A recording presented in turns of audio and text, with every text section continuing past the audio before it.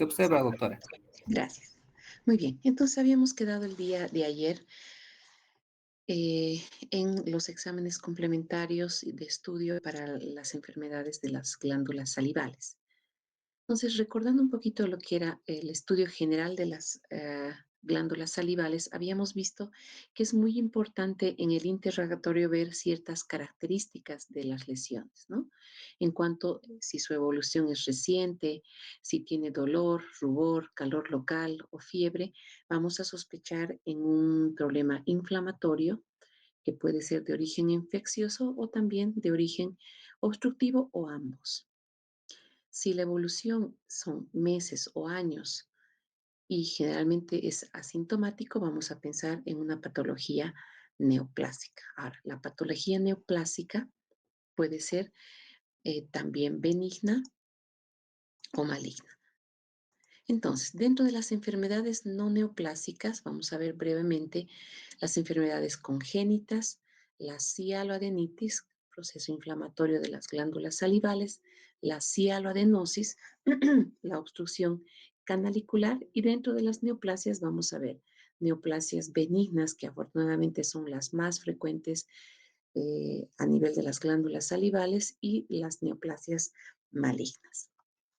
Entonces, hablando de muy brevemente de las enfermedades no neoplásicas de tipo congénito, vamos a tener las aplasias, las glándulas accesorias y las anomalías canaliculares.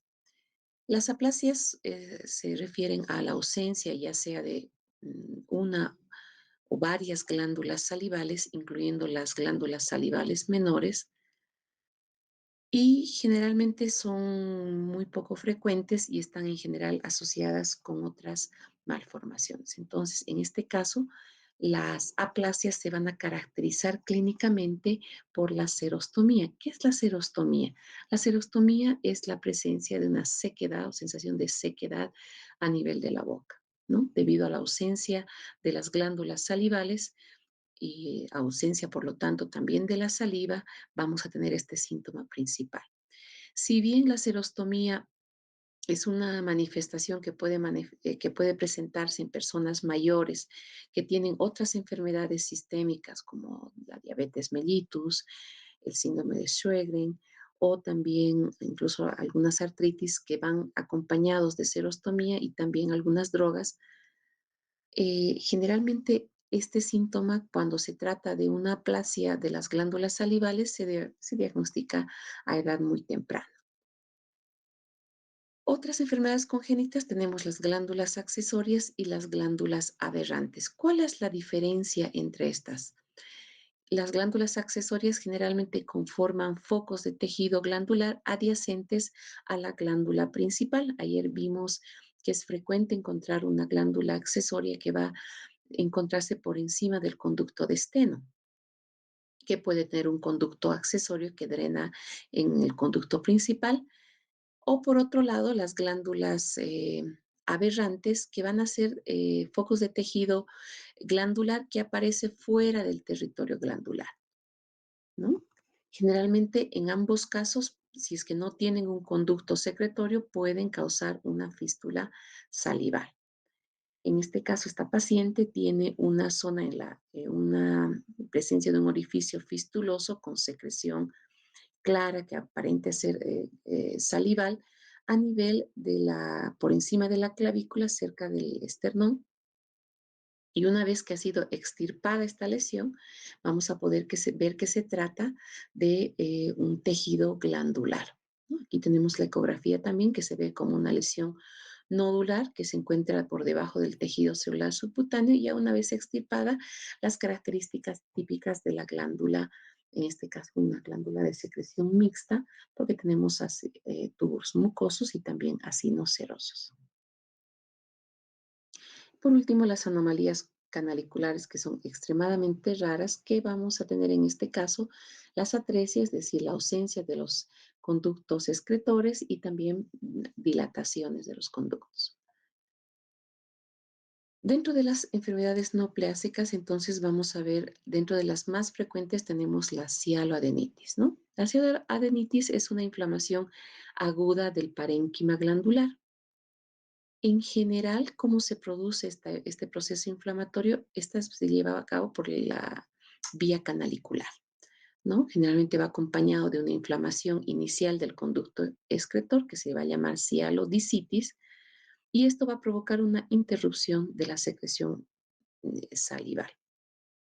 Las causas más frecuentes son aquella que se produce por diferentes microorganismos que pueden ir entre virus y bacterias, agentes mecánicos como la cialadenitis obstructiva, ¿no? Ya sea por lesiones tumorales o por cálculos que va a condicionar al proceso inflamatorio de la glándula, puede ser por un desorden autoinmune como es el síndrome de Sjögren, que no solamente afecta las glándulas salivales, sino también las glándulas lacrimales, la sarcoidosis, que igual es una enfermedad autoinmune que puede afectar diferentes órganos, las cialoadenitis alérgicas, la cialoadenitis en enfermos con VIH, la cialoadenitis necrotizante, que son igual que la cialoadenitis crónica esclerosante, que son entidades extremadamente raras. Entonces, vamos a hablar de las enfermedades infecciosas, en este caso de una de las más frecuentes, que es la parotiditis, que se produce por una infección viral. Entonces, su etiología es viral, se trata de un paramyxovirus, que es un virus encapsulado que tiene que es un virus de ARN. Es mucho más frecuente en niños, la incidencia está entre 5 y 10 años aproximadamente, pero si bien el principal causante es un paramyxovirus, también puede ser producido por el virus del Epstein-Barr, virus de la influencia, adenovirus, enterovirus y también parvovirus. Generalmente esta infección es epidémica y tiene una incubación entre 12 a 24 días. Generalmente inicia con el cuadro con cefalea, anorexia, malestar general y una febrícula o fiebre moderada. Posteriormente, las glándulas se tornan tumefactas entre 12 a 24 horas de iniciado el cuadro y presentan fiebres ya altas de 39,5 a 40 grados. Generalmente la afectación es bilateral, sin embargo, especialmente al inicio del cuadro pueden ser unilaterales y esta tumefacción se va a mantener por unos 7 a 10 días aproximadamente mientras dure este cuadro. Existe el dolor durante la masticación o la deglución, especialmente de alimentos o de líquidos que tengan ácidos. Y la característica de la parotiditis es que puede haber también una afectación de otros órganos, como ser los testículos o los ovarios, especialmente en pacientes que han pasado la pubertad. Puede también cursar con meningitis, encefalitis y pancreatitis. ¿Cómo realizamos el diagnóstico? Generalmente la evaluación clínica es muy importante, el cuadro es muy típico y generalmente se encuentran en un entorno epidémico, es decir, niños de una escuela, de un curso que han cursado con esta infección, ¿no? Se puede detectar el virus por un cultivo tisular, que es muy raro, o que generalmente se utiliza con mayor frecuencia es la PCR, la reacción en cadena de la polimerasa, ¿no? También se pueden hacer pruebas serológicas y, obviamente, el brote epidémico que está documentado de la enfermedad.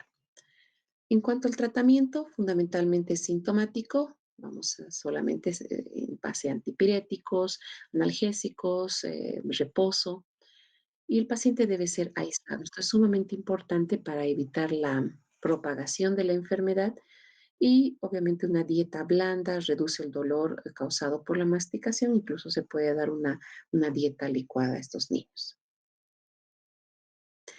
Otro tipo de cialoadenitis, ya no en niños, sino mucho más frecuente en pacientes adultos, es la cialoadenitis bacteriana.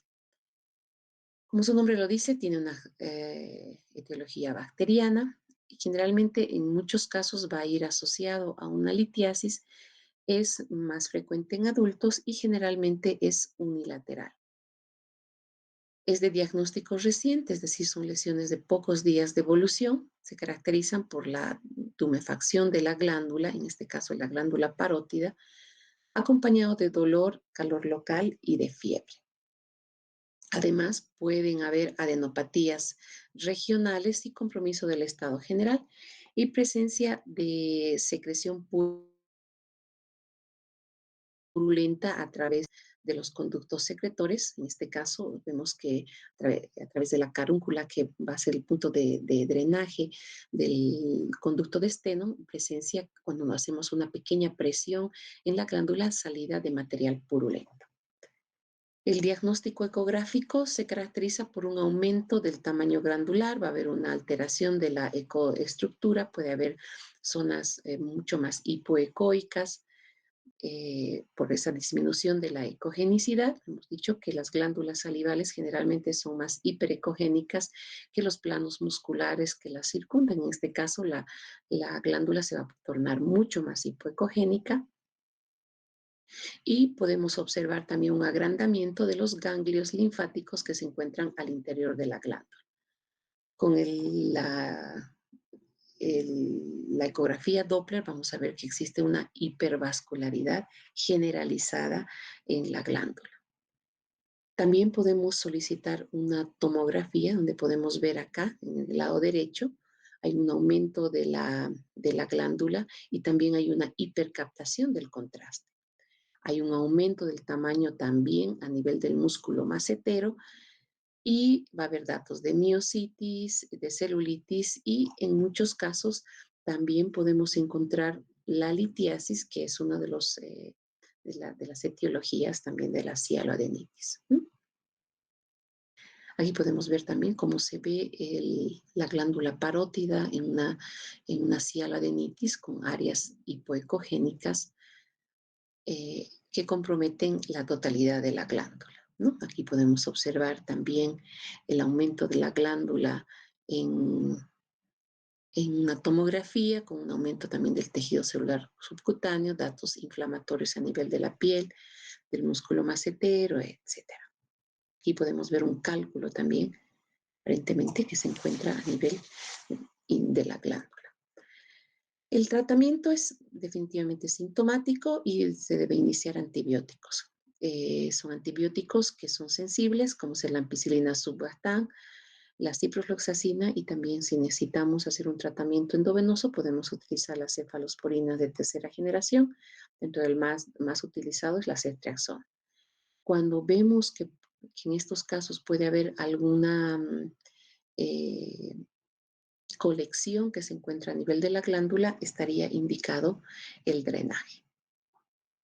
Otra enfermedad poco frecuente, pero que sí debemos considerar, es la cialoadenosis. ¿Qué es la cialoadenosis? Es una enfermedad que se caracteriza por el aumento glandular. Fíjense, esta es la glándula parótida y en forma bilateral se ve afectada. Incluso puede tener afectación también de otras glándulas salivales. Se presenta en pacientes generalmente mayores de 40 años y es una lesión crónica, ¿no? Que puede estar muchas veces relacionados a la tuberculosis, en pacientes con sarcoidosis también, ¿no? Que tiene una relación con también una respuesta autoinmune. La cialoadenosis se caracteriza por una infiltración linfocítica del tejido acinar, es decir, que va a haber linfocitos que se encuentran a nivel del tejido acinar, va a haber una hipertrofia del intersticio, va a haber células acinares 2 a 3 veces más grandes de lo habitual por un infiltrado adiposo. Generalmente, en cuanto a la clínica, estos son lesiones indoloras que van por el grado, dependiendo del grado de compromiso glandular y por la presencia de fibrosis, eh, van a tener serostomía, es decir, ausencia de la secreción de saliva, y el tratamiento, en que en realidad es un tratamiento más con fines estéticos, es la adenectomía. Vamos a pasar a la cialolitiasis. ¿Qué es la cialolitiasis? Se caracteriza por la formación de estas concreciones calcáreas que pueden variar desde arenilla salival hasta realmente cálculos de gran tamaño en el parénquima de las glándulas salivales, o pueden también encontrarse en el trayecto de los conductos excretores. ¿Qué va a producir?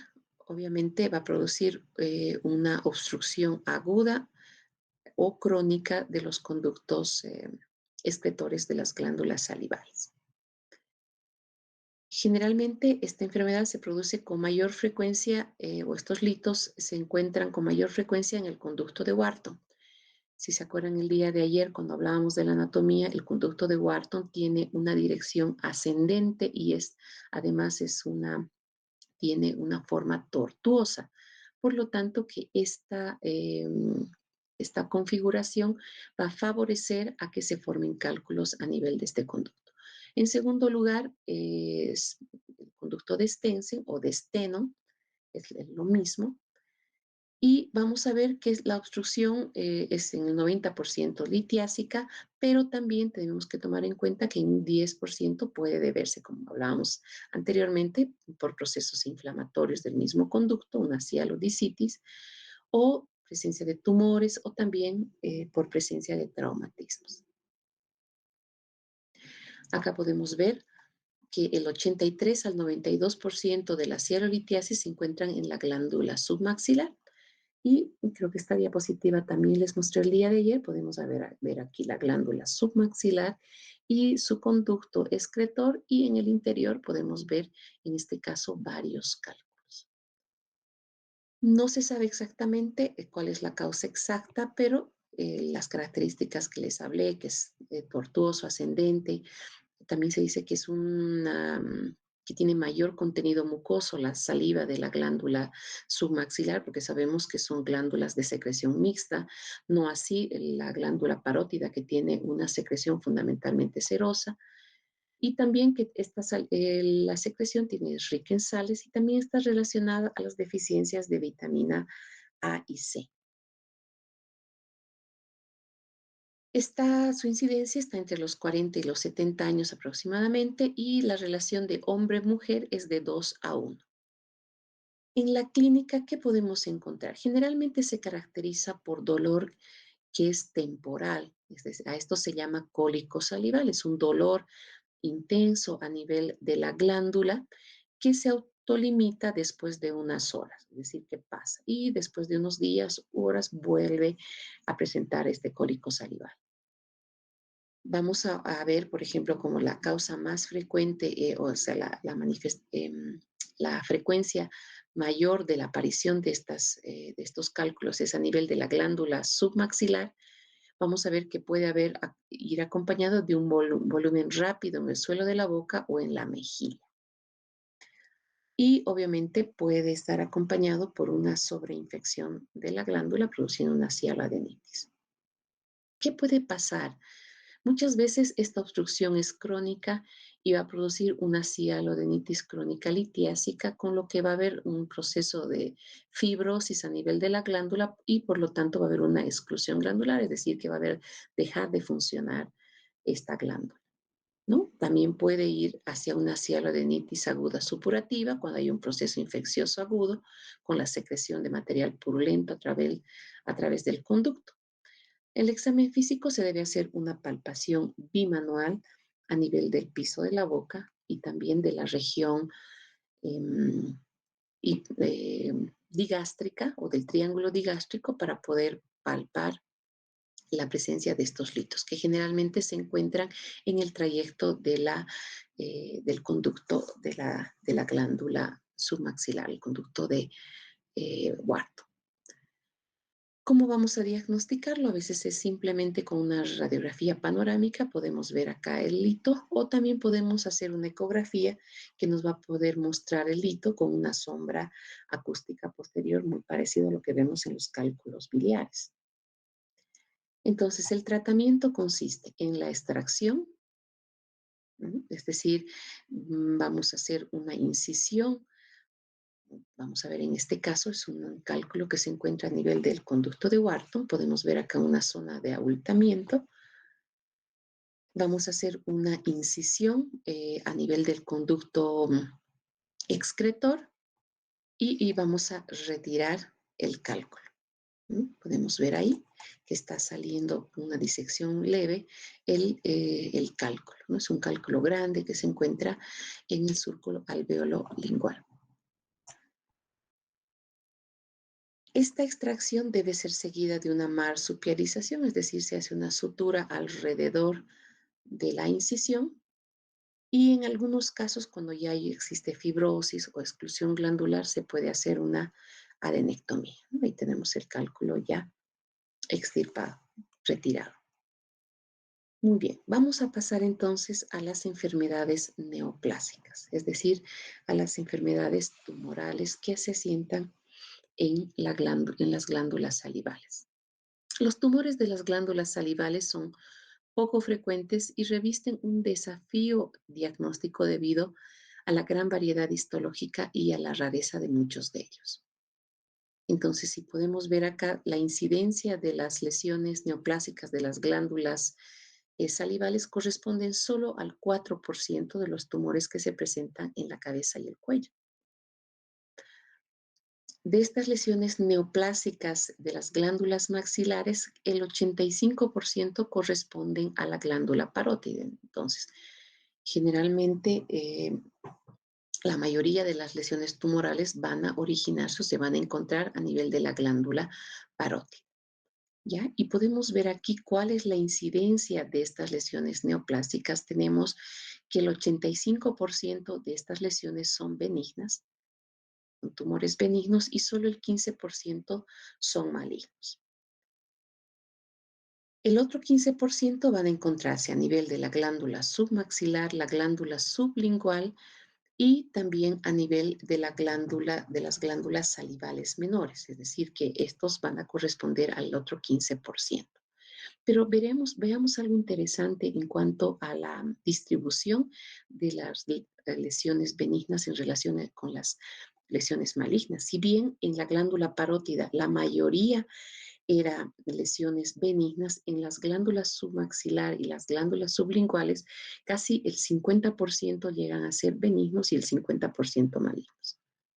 Y a nivel de las glándulas salivales menores podemos ver esto que nos llama mucho la atención, que el 80% de estas lesiones que afectan a las glándulas salivales mayores son malignas y solo el 20%. Entonces, según el tamaño de la glándula existe una relación inversamente proporcional, es decir, a menor tamaño glandular, mayor la incidencia de malignidad. Entonces, es importante que nosotros, ante cualquier lesión que se encuentre a nivel de la boca, podamos sospechar de este tipo de tumores.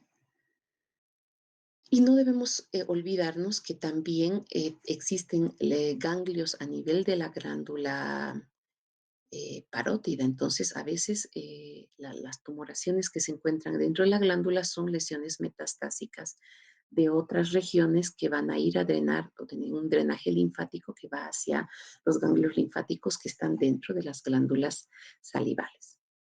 Entonces, en cuanto a la incidencia, bueno, estas lesiones se presentan en mayores de 60 años. ¿Sí? Son generalmente lesiones de personas ya con cierta edad avanzada. También, como les comenté, pueden ser metástasis de tumores del cuero cabelludo y otras regiones.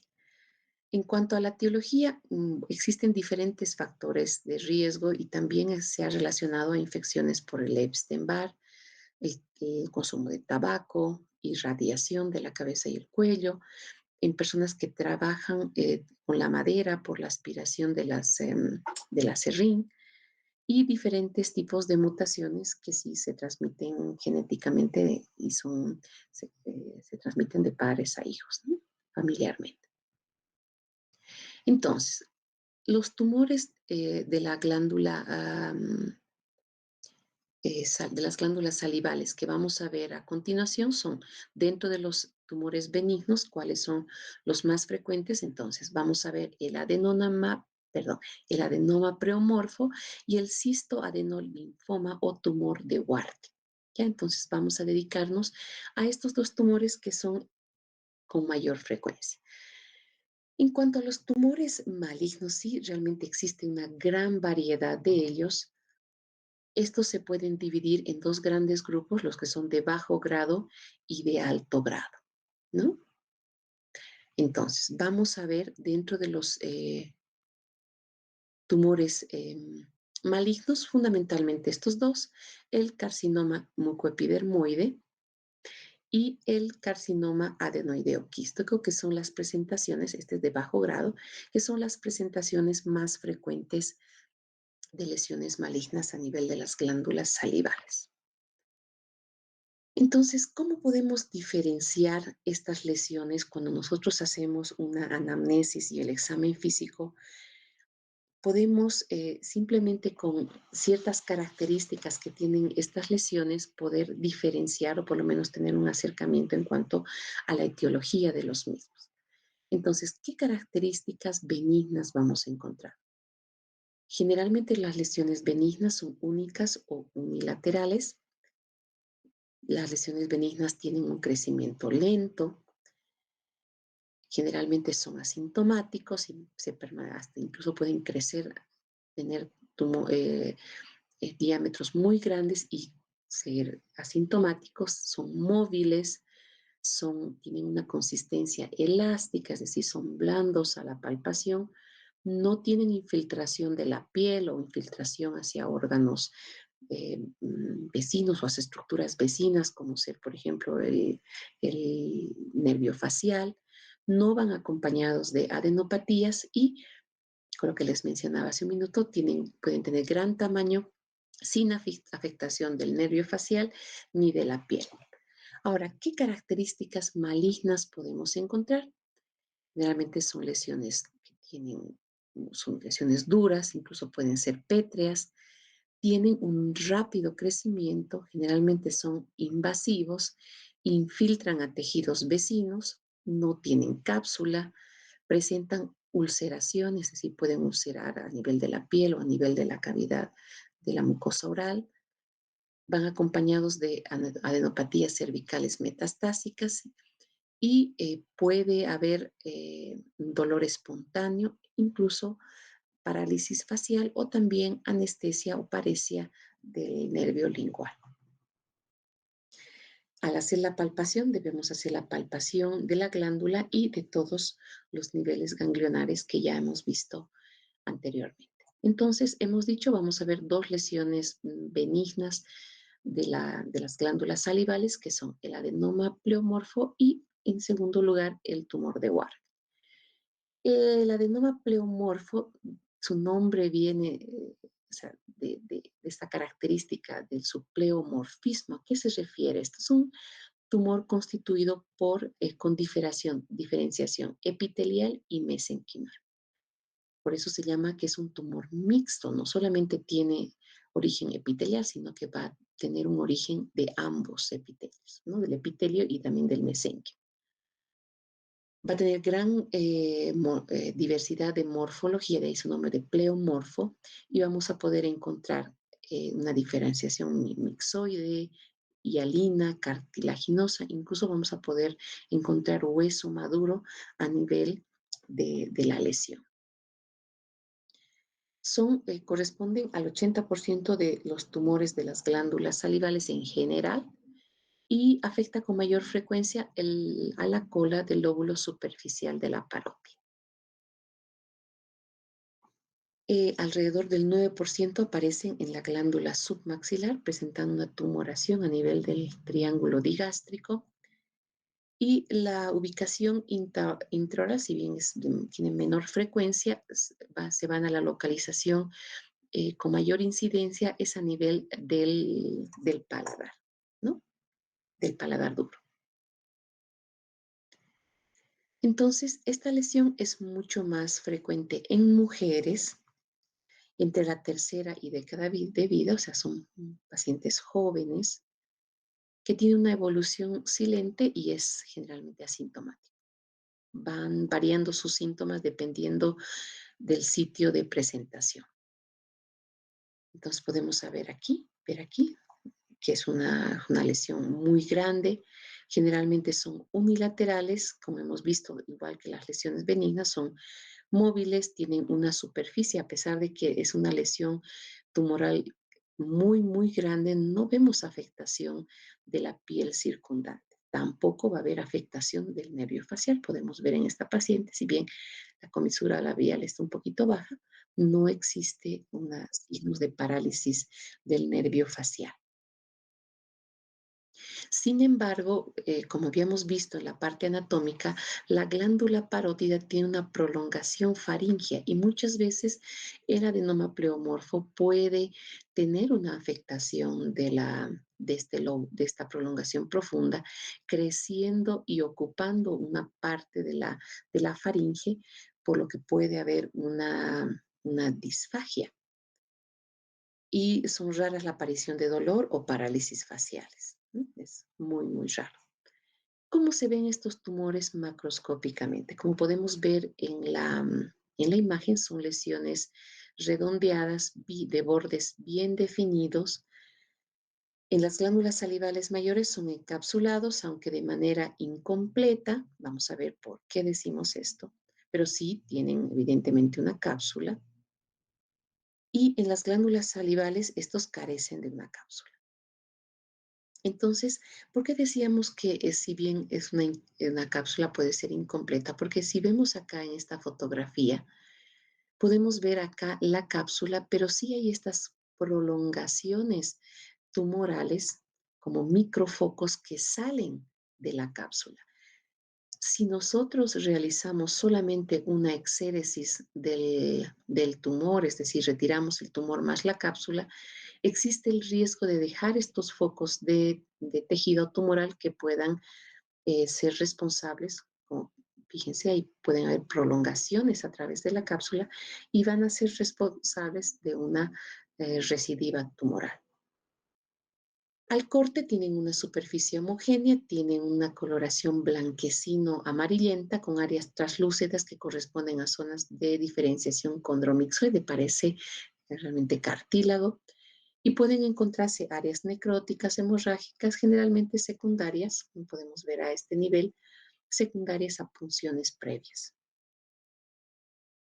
Microscópicamente, bueno, vamos a ver una diversidad morfológica, como he dicho, vamos a ver células epiteliales, es bastante compleja su estructura y la característica es del pleomorfismo, ¿no? Es la presencia de células epiteliales, también presencia de células mioepiteliales que se encuentran alrededor y dentro de un estroma mesenquimatoso que puede ir desde, como decía, desde cartílago, incluso hasta tejido óseo.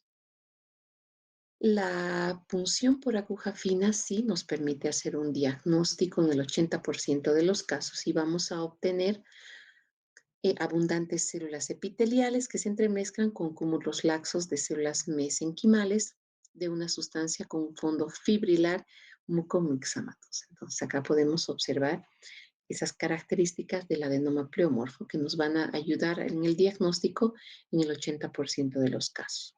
Ahora, ¿qué pasa cuando existe una recidiva de estas lesiones? Si bien la malignización de estas lesiones es rarísima, cada que presentamos una recidiva existe un 10% de riesgo de malignización.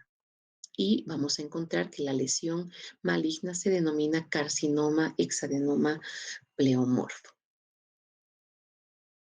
El tratamiento quirúrgico consiste en una parotidectomía superficial debido a que estas lesiones con mayor frecuencia se encuentran a nivel del lóbulo superficial, a nivel de la cola de la parótida.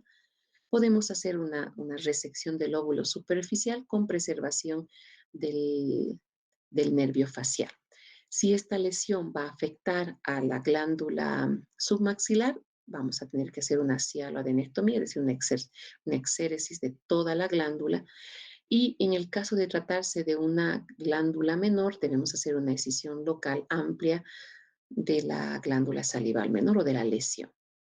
¿Sí? Tenemos que tomar en cuenta que los bordes tienen que ser lo más alejados posibles por esta característica o por estos focos que pueden estar a distancia, y más aún en las glándulas menores que carecen de una cápsula.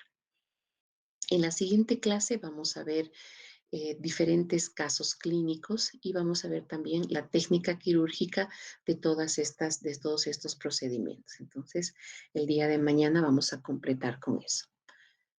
El adenoma pleomorfo, por ejemplo, podemos ver una recidiva multifocal, es decir, a diversos niveles ha habido una recidiva del adenoma pleomorfo. El cistoadenoma o tumor de Warthin se caracteriza por ser un tumor multicéntrico, es decir, que se encuentra a diferentes partes de la glándula. Está relacionada con el hábito tabaco, fumadores, y es más frecuente en mujeres entre entre la sexta y la séptima década de vida. Es generalmente unilateral, pero puede haber una incidencia del 12% de bilateralidad, y también, al igual que, que el adenoma pleomorfo, también su mayor frecuencia se encuentra a nivel de la cola de la parótida. Corresponden al 5 y al 7% de los tumores de la glándula parótida. Entonces es mucho menor que el adenoma pleomorfo, ¿no? Se caracteriza por un aumento de volumen de la glándula, afecta al lóbulo superficial, y una vez que se ha hecho una exéresis podemos ver que es generalmente un tejido blando, que es fluctuante, puede tener áreas quísticas, es muy delimitado y encapsulado. El tratamiento es una parotidectomía superficial, o también en este tipo de tumores también está indicado una enucleación cuando, bueno, existe algún riesgo de hacer una parotidectomía superficial por la edad del paciente, etc. Tenemos un 2 a un 6% de recurrencia. Es muy raro que estas lesiones se malignicen. Bueno, para terminar pasamos a los tumores malignos de las glándulas salivales. Hemos dicho que vamos a hablar de dos, del carcinoma mucoepidermoide. Este tipo de tumor es el tumor maligno más frecuente de las glándulas salivales, y el 93% se encuentran a nivel de la glándula parótida. Es una lesión que puede presentarse tanto en personas jóvenes como mayores, y más o menos tiene una incidencia entre la segunda a la séptima década de vida. ¿Cuáles son sus características clínicas? Generalmente tienen ulceración. Por ejemplo, en este caso es un tumor, un carcinoma mucoepidermoide que está afectando el paladar, que a diferencia del adenoma pleomorfo, por ejemplo, en este caso existe una ulceración. Tienen consistencia firme. Podemos ver en este caso un paciente con una lesión que es bastante firme, una lesión casi pétrea. Tienen un color azulado cuando están fundamentalmente en la cavidad oral y comprometen las glándulas salivales menores. Generalmente tienen meses de evolución y se caracterizan porque son lesiones dolorosas, y en muchos casos rápidamente existe una afectación, como en este caso, por ejemplo, este paciente tiene una parálisis del nervio facial. En el carcinoma mucoepidermoide se caracterizan por células mucosas, células intermedias y también células escamosas. Pueden ser de alto grado, de intermedio o de bajo grado. Afortunadamente, las de bajo grado corresponden al 90% de los casos, y solo un 30 a un 50% son de alto grado. El tratamiento también es quirúrgico y se debe hacer una radioterapia adyuvante, y la resección de la glándula, dependiendo de la localización del tumor, debe ir acompañado de una disección glandular. El segundo tumor maligno en cuanto a la frecuencia es el carcinoma adenoideo quístico. Es una neoplasia epitelial maligna constituida por células de espectro basaloide, epiteliales y también mioepiteliales. Se ha determinado que estos tumores se deben a una pérdida de la heterocigosidad en el cromosoma 6. En cuanto a la epidemiología, corresponden al 10% de las neoplasias malignas de las glándulas salivales. El 80% está dado por el carcinoma mucoepidermoide, y el 40 al 50% de las glándulas eh, salivales menores. Podemos ver acá, es un carcinoma adenoideo quístico que está presente en el paladar. En cuanto a la clínica, vamos a ver un aumento de volumen a nivel de la glándula salival menor, es donde se encuentran con mayor frecuencia. Va a tener un crecimiento lento, generalmente son lesiones dolorosas y cuando comprometen la glándula parótida generalmente evolucionan con una parálisis facial. Dentro de la histopatología podemos ver células ductales, células mioepiteliales, núcleos hipercromáticos y vamos a tener tres patrones histológicos, un patrón tubular, un patrón cribiforme y un patrón sólido. Ecográficamente vamos a ver una lesión glandular que puede estar en el lóbulo superficial o profundo y pueden tener diferentes características. En este caso, por ejemplo, se trata de una lesión sólida, también puede ser quística o mixta y se caracterizan por presentar adenomegalias regionales. En la tomografía vamos a poder dimensionar los tumores tanto del lóbulo faríngeo, del lóbulo profundo, o si se encuentran infiltrando el espacio parafaringio. También vamos a poder hacer un diagnóstico con una punción por aguja fina. Y el tratamiento, bueno, es quirúrgico, la resección glandular y con radioterapia adyuvante. El pronóstico generalmente cuando se diagnostica a estos pacientes, el 35% ya tienen metástasis a distancia y la sobrevida a 5 años es más o menos el 77% y a 10 años llega el 60% y a 20 años aproximadamente el 20%.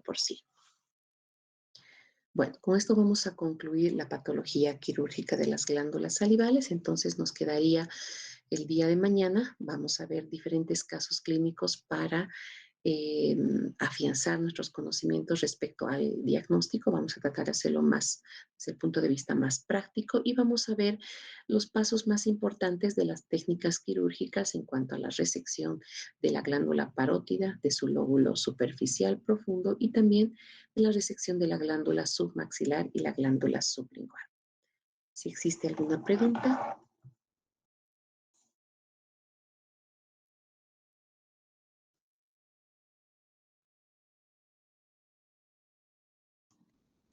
Bueno, si no hay más preguntas, los veo el día de mañana. Gracias, Gracias, doctora. doctora. Hasta Hasta luego, mañana. doctora. Hasta mañana.